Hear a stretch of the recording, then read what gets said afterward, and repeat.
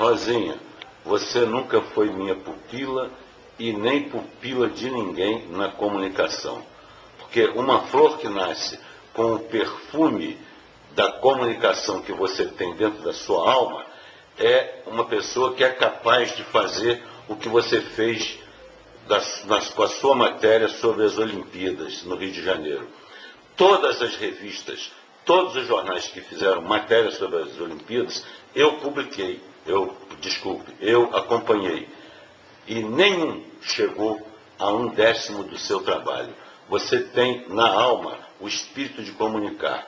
Você tem na alma o espírito de colaborar.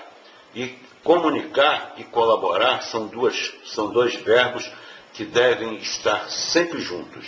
Porque quem não colabora, não comunica. E quem não comunica, não colabora. Este site será um site importante e a maior peça de comunicação para a cidade de Magé, desde que você pilote. Se você pilotar o site, ele será muito bom.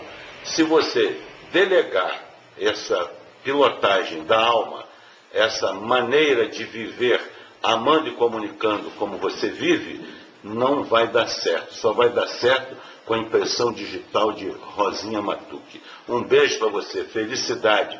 Eu quero que o seu site seja um site internacional. Magé merece, você tem competência e eu quero ver